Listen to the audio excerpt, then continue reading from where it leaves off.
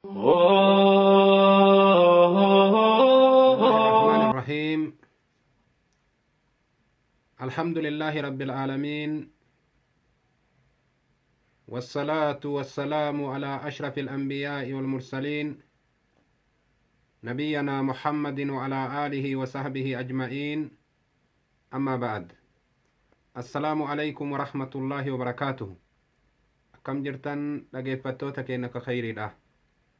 الحمد لله فارونك الله هاتي كقادس ديني الله جلت ولنك بجنة كانت أنسون أنا كما بيكمو بريم سكينك قوياه الرأى المراقبة وانجدم أكمت ربي كان إيقاتا أكمت ربي كان صداتا وانجد الرولي فاسوين إن شاء الله تعالى. رقا كلام ربي قد أنه حديث نبي ربي قد أنه gocha warra gaggaariidha ragaa godhannee waliif ibsina insha allahu ta'ala. itti dhihaadha itti wal dhiheessaa duuba sheer walii godhuu fi invaayit wal godhuu waan keessan. rabbiin keenna subhaanahu wa ta'aalaa waan jedhu qaala allahu ta'aalaa alladhii yaraaka xiina taquum, rabbii kee yoo baruu feete isa si argu san yeroo ati dhaabbattu.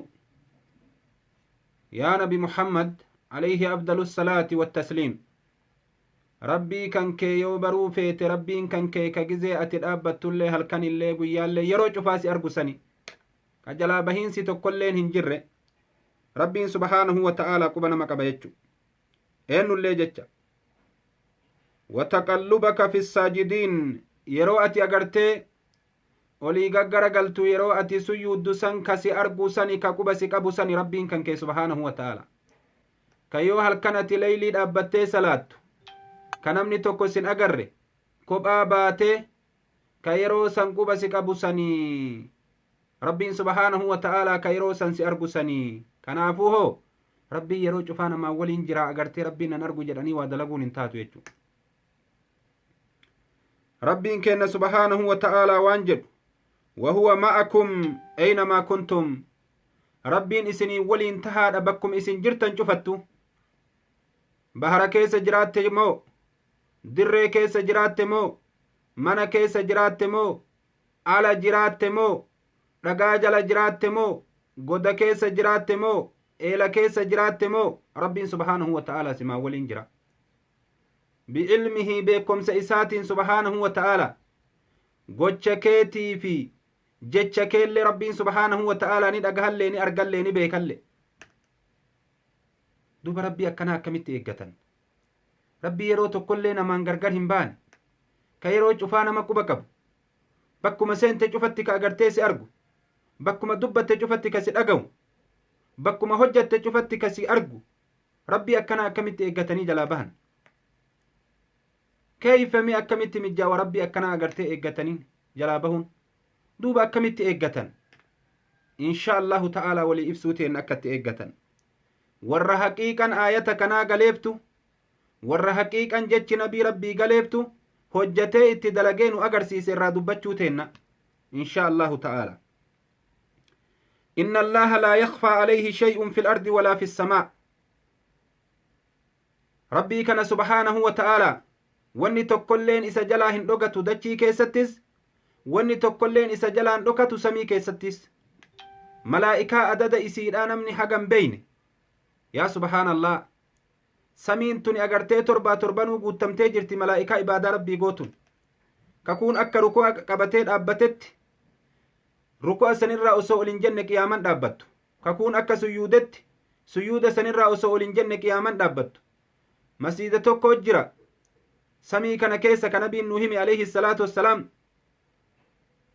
ka agartee adadni malaa'ikaadhaa hedduun sun seenanii agartee ka akkasitti salaatanii rabbii isaanitiif akkasi achii bahan isinii galee ka yeroo tokkollee addaan hin cinne jechuu.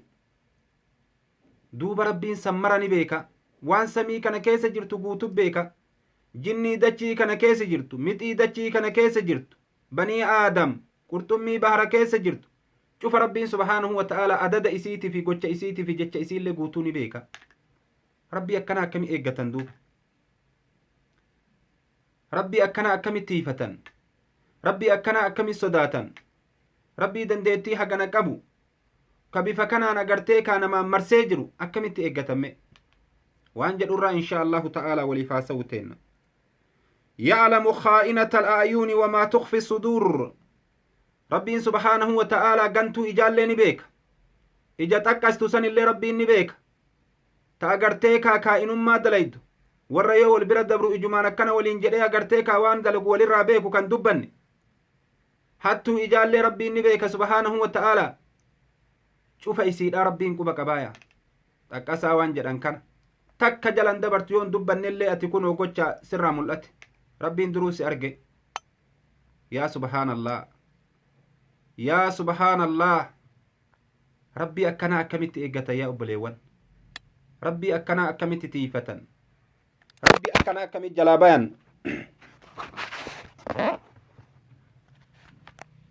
عفوا.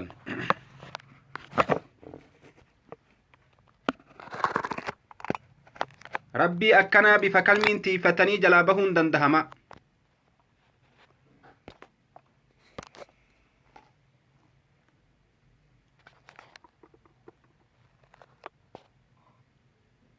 hinda geettanii obboleewwan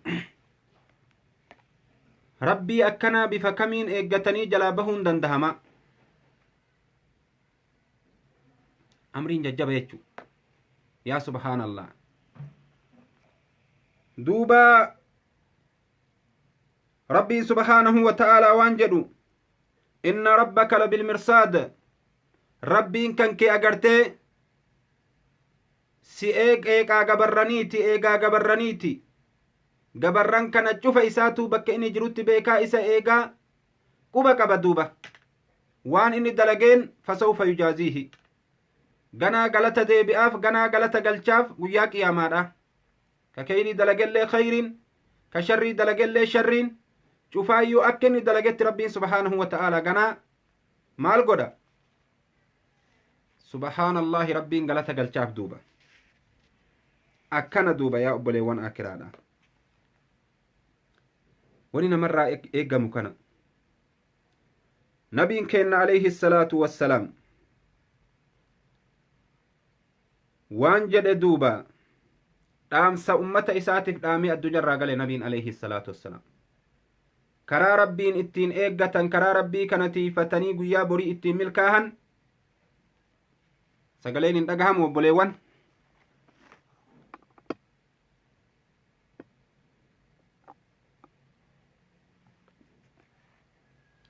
sagaleen hin dhagahamu.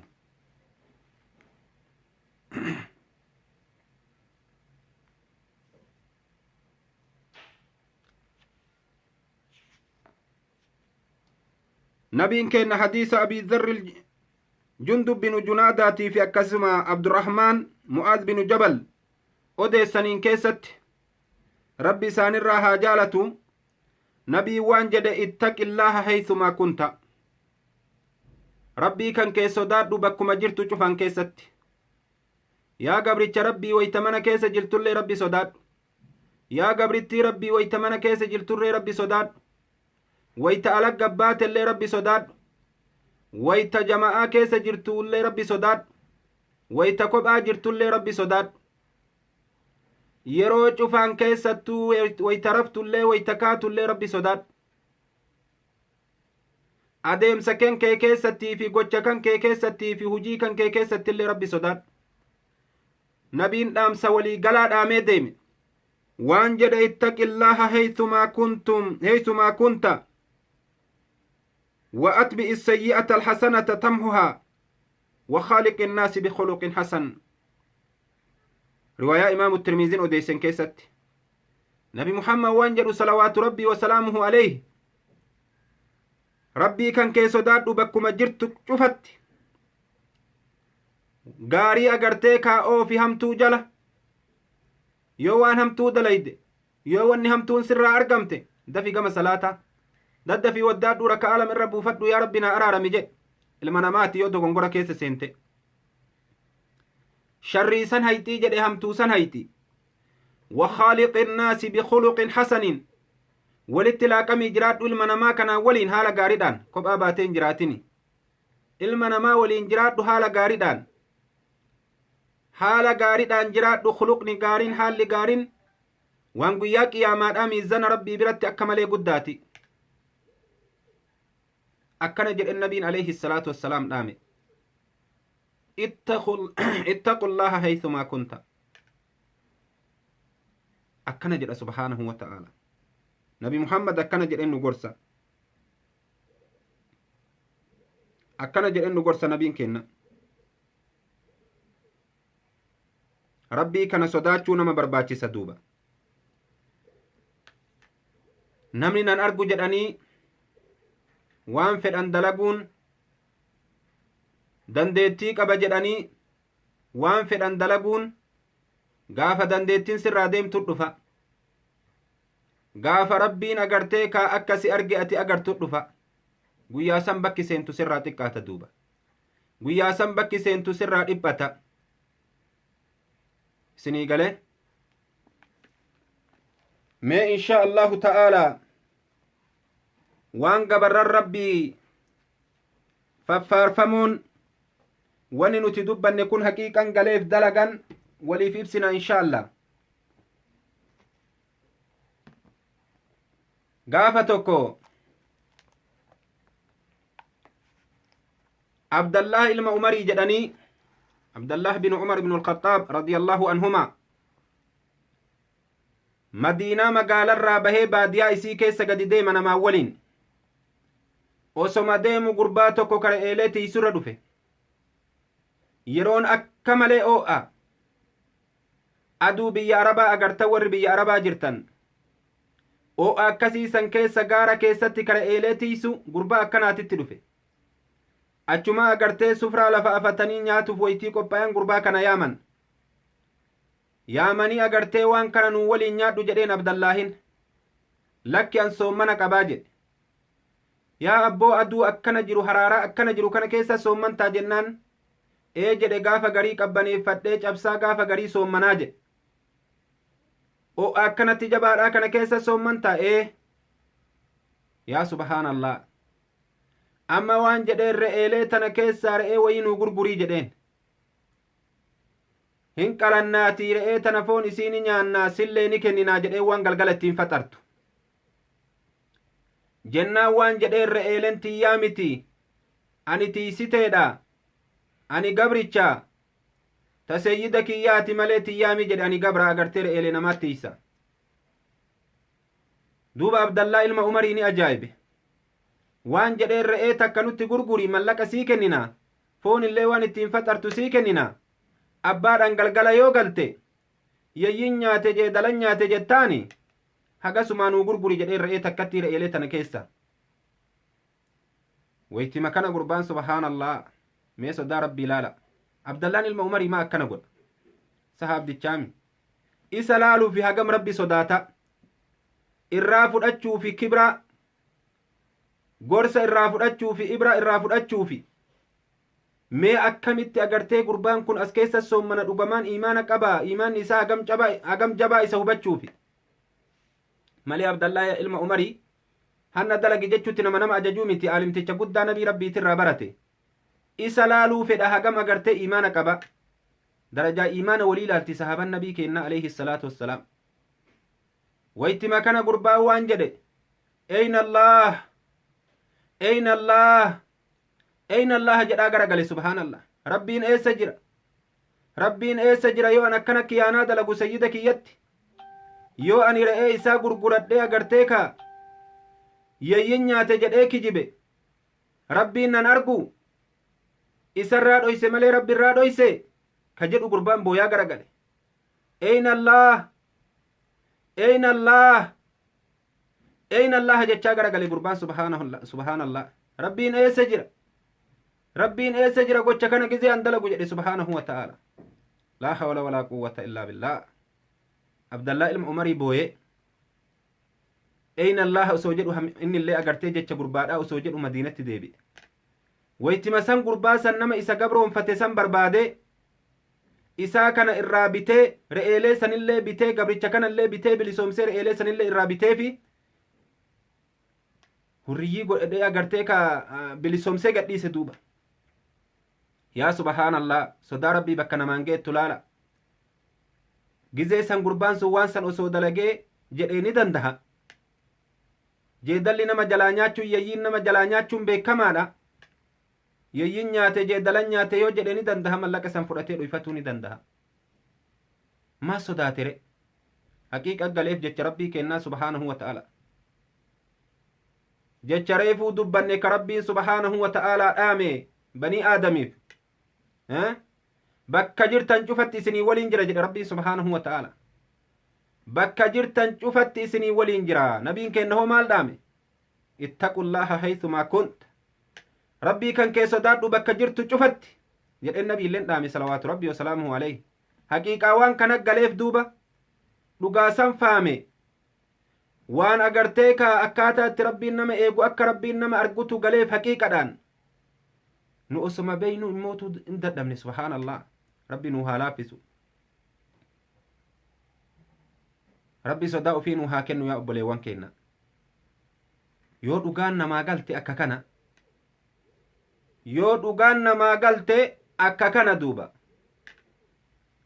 gurbaan duuba agartee ka rabbii isaa sodaate subhaanallah. rabbiin na argaa ni faame. rabbiin na quba qabaa ni faame. rabbiin agartee bakka an jiru cufatti na arganaa waliin jiraa ni faame. ganuu dalaguu dide duuba hin dalagu jedhe duuba. yaa subhaanallah. tabirasii dabala gaafa tokko waan jedhe namni tokko halkan keessatti bahee magaalaa keessa anaa agartee anaa deemu jiru jedhe. anaa halkaniin bahee deemu jiru jedhe. karajtu fi leylati zulmaa فإذا أنا بجارية كأنها أنا هلكنين به أغرتي دي مجرو ني أرجي جد هلكنين كيست انتلا أغرتي ملتون إسيدا منارا فكاتو بريدو مرة منارا مسيداني إفاني أغرتنيمي تأكنا ديرتو بريدو دكنا هلكني كان كيست إفتو أكا أغرتي جينو إفت انتلا أكنا بريدون أرجي جد intala bareedu marraa akkana jirtun argee jedhe subhaanallah. halkanii jedhe namni tokkolleen hin jiru jedhe jidduu tiyyaaf jidduu isi.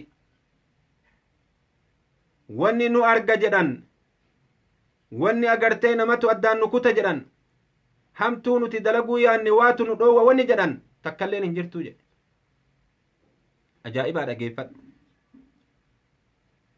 wayta inni itti dhufee isaa kana agarte wanni anaaf si arra addaan dhoorgu tokkolleen jiraa jettee gaafatte. wanni narraa si dhoowwu anallee sirraa dhoowwu badii dalaguu keessatti tokkollee jiraa jennaan wanni tokkollee hin jiru jedheen. wanni tokkolleen nun argu ji'a samii ifu kana malee jette jedheen duuba. ji'a samirraa gadi ifu urjii samirraa gadi iftu tana malee hommaan tokkollee kan argu hin jiru yaa.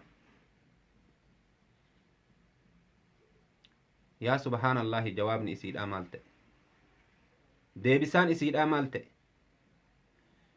inni urjoowwan san ibse hooyo nun arguu jettee gaafatte. inni urjoowwan san ibse ka urjii san akka iftu godhe samii keessa inni sun nun arguu jettee gaafatte. yaa subhaanallah eenyu inni isinii galee yaa obboleewwan isa urjii ibse isinillee iman beeytanii isa agartee ji'a ibse isinillee iman beeytanii inni urjii san ibse hoo nu argaa.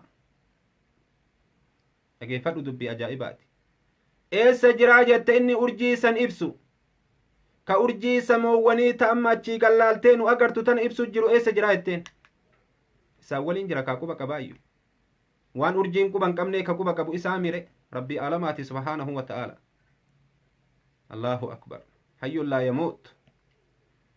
isa sani duuba waytima san duuba gurbaan irraa garagale. laa hawla walaa quwwata illaa billah. shayxaana dage malee nama badaa miti innillee nama rabbi sodaatu immoo yeroo lubbuun hamtuu dalaguuf fidde laal lamaanirraa namni tokko yoo gaarii ta'e sababa agartee tawbaa namaa ta'a yaa obboleewwan. yoo takki inni nama gaarii ta'e yoo takki isiin nama gaarii taate namni yeroo saniin keessatti rabbi yaadachiisanii qalbiin isaan hin rifanne ni xiqqaata duuba. Kanaaf agartee isiin akkay jetteeni rabbiin agartee kaa urjii san ibse eessa jira jennaan inni illeen irraa garagale. Rabbiin subhaanahu wa ta'aalaa urjii san ibse nu argaa jetteen duuba. Isa jalaan baanu akkam taana jetteen. Akkuma dubbii kaleessa isinii hime yoo silaa agartee kaa akka Ibraahim binu Adham jedhe gizee cubbuu dalaydu rabbi irraa dhoysi jedheen gurbaa lubbuun tiyya cubbuu dalagutti na yaamti jennaan. Waytiisan cubbuu dalagiiti immootu akka rabbi sin agarre rabbi irraa dhoysi jedheen sun hin dandahamaare. Kanaafuu rabbiin na arga jennaan achitti irraa garagale gurbaan. Intala akkanaa rabbi dubartoota teenna haa godhu. Ta akkatti rabbi sodaattu. Ta yeroo agartee akkanaa kanaan keessatti rabbi sodaattu rabbi isii yaadattu. Ta rabbi isii eeggattu rabbi isii tiifattu. Ta akkanaa rabbi haa godhu dubartoota teenna. Yaa subhaanallah. Kuni kennama rabbiin subhaanahu wa ta'aalaa namaa kennu. Yeroo akkasii keessatti rabbi yaadachuun. Yeroo akkasii keessatti rabbi yaadachuun. Akkuma san duuba qissaa biraatiin sii dabalaa. Hintalli takka isii kaatee gara baadiyyaadhaa deemu jirtu. Gurbaan tokko ka'ee agartee kaa faana dhahee jala deeme. Laal intala warra gaggaarii beeki kitaabni ani irraa si himu jiru qisasus saalihiina jedhama. Warra gaggaarii warra jedhaniin seenaa warra gaggaarii. Yeroo akkasitti kaatee isiin deemtu ka namni tokko waliin hin jirre inni faana dhahee ba'e jala deeme duuba. Wayta deemee inni duuban dhaqqabe namni tokkolleen hin argu jara lamaan malee homuun jira. Waan jetteen anaa mannaasu sila namni rafee jettee. Rafee jedheen duuba. Namni tokkolleen dhagahu namni nu argu hin jiru jedheen. Mee deemi nurraa laali jetteen. Garas fiigee garana fiigeetii agartee kaa naannoo san huma takkallee namni rafeeti. Sagaleen nama tokkoon dhagahamu wanni takkan jiranii rafee namni tokko hin jiru jedheen duuba. Maal taa'e duuba deebisaan isiidha? Maal tahe deebisaan isiidha yeroo inni agartee jawaaba akkasii kenneef? Sila rabbiin hoo rafee mee nurraa laali jetteen. Sila rabbiin hoo rafee mee nurraa laali. Ajaa'iba rabbii kanaa dhageeffadhu. Sila rabbiin hoo rafee mee nurraa laali. Dhiiraa dubartii hin qabu namni rabbi qajeelchee yaa obboleewwan. Shabaabaa shabaabditti hin qabu. Manguddoo mangudditti hin qabu. Namni rabbiin subhaanahu wa ta'aalaa sodaa kenneef. Rabbi sodaa nuu haa kennu yaa obboleewwan kiyya. Sila rabbiin rafee mee nurraa laali jetteen duuba. Silaata banii aadam hubattee nurraa. Akka agartee kanamuu rafe nu hubachiifte. Mee rabbi hoo rafee mee nurraa laalii nuu himi jetteen duuba. Dhiiroo rabbi ni rafa. Maal jenne duratti? Rabbiin ni rafa. Suni waan kajeelamuu mire. Gurbaan waan jedheen bar rabbiin hin rafu subhaanallah. Laa ta'akhuzuhu sinatu walaa nawm. Rabbiin mugaati illeen hin qabdu hirribni illee hin qabu. Beeytaa rabbiin hin rafu jedheen duuba. Rabbiin hin rafu jedheen duuba. Sinii galee?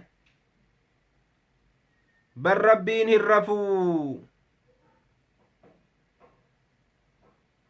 Duuba waan jettee yoos ka sodaatamuu qabu eenyu jetteen. Ka gizee irraa kaan rafee gizee kaan ka'uu miti. Ka yeroo cufaa hin rafne kanaa miiree jetteen ka sodaatamuu qabu. Rabbii yeroo maraa hin rafne kanaa miiree ka sodaatamuu qabu jetteen duuba eega dubbiin akkas taate. Allahu akbar. Yaa subhaanallah. Achitti garagalee gurbaalleen. Kunillee shayxaana dage malee nama badaa miti. Shayxaanni ilma namaa agartee dhiiraa dubartii hin qabu. Jabaa laafaa hin qabu namni agartee shayxaanni aduwwii keessanii rabbiin nu hime. Na shayxaana aduwwun lakum fattakizuuhu aduwwaa. Shayxaanni aduwwii keessani. Eeggadhaa jedhe aduwwii godhaa jedheemi rabbiinu subhaanallah. Kanaafuu agartee kaa shayxaana dage malee kunillee hamaa miti wayta isiin hagay jette boo'ee garagale duuba. Edaa an dagamee jedhe. Edaa ka agartee kaa samii olitti jiru. arrahmaanu alal arshi istawaa ka agartee arshii irratti ol tahe sun edaanu argaami edaa an hin bade halaaka keessan seene ka jedhu duuba agartee ufirraa garagale sunillee yaa subhaanallah lubbuu isiillee ibiddarraa nagaha baafte obboleessa isiillee ibiddarraa baafte yaa abbo bara akkana namni yoo agartee ayata rabbii yaadachiisan yoo guddinna rabbii kanaa yaadachiisan yoo dandeettii rabbii kanaa yaadachiisan yoo beekomsa rabbii kanaa yaadachiisan namni rabbiin subhaanahu wa ta'aalaa waa keessa kaahe tokko ni gorfama namni marti akka tokkoo miti namni marti mujrimaa miti tokko agartee kaa nafsiyaa itti taphatee shayxaanni oofa malee hammeennaa miti warrumoyoytiisan osoo dilittillee kufi as deebi'ee toobatu warrumoytiisan ay gara galee booyu rabbii aalamaatitti immootu yeroo saniin keessatti shayxaani nama dagaa imaanni irraa fuudhamaa ilma namaatti kullu banii aadam khaxaa'uni rabbumatti agartee ka nabiin keenya nu dubbate kanaaf agartee cufti banii aadam dogongoraadha irra caalan keessan maal jedhe nabiin alayhi salaatu wassalaam kullu banii aadam khaxaa'un wa khayru khaxaa'iin attawwaabuun warri irra caalan keessan nama agartee dilii isaa dogongora isaa beekee irraa deebi'ee toobatee jedhe isiin hagay jennaan kunillee irraa garagale humna ittiin fudhanne dirqamaan ittiin deemne irraa garagale duuba yaa subhaanallah maal jennaan agartee rabbii yaadachiifte dandeettii rabbii aalamaa yaadachiifte isaa nama argu san ka yeroo tokkollee namaan gargar hin baane san yaadachiifte ka agartee nama argu ka guyyaa borii galata namaa galchu san yaadachiifte duuba ka dandeettii qabu san allahu akbar waytima san duuba inni waan biraa hin jenne irraa garagale yaa obboleewwan sababaa tawbaa isaa taate jedhanii sababaa tawbaa isaa taate jedhaniin duuba inumaayyuu namni sun sababaa tawbaa isaa taate inumaa gurbaa kana waan jedhan manaaba keessatti namni isa argee isaa du'e isa eege inni du'e booda manaaban arganii jennaan rabbiin subhaanahu wa ta'aalaa maa sid dalage jedhanii gaafatan rabbiin kiyya naa araaramee jedhe rabbiin kiyya naa araaramee jedhe gafara lii likhawfii minhu waan an isa sodaadheef jecha rabbiin subhaanahu wa ta'aalaa naaf araaramee jedhe gurbaan kun maaliif jennaan isiin akkay jetteenii jennaan sodaatee garagale rabbuma sodaate malee isiin sodaanne nama irraan sodaanne eenyu sodaate rabbi sodaate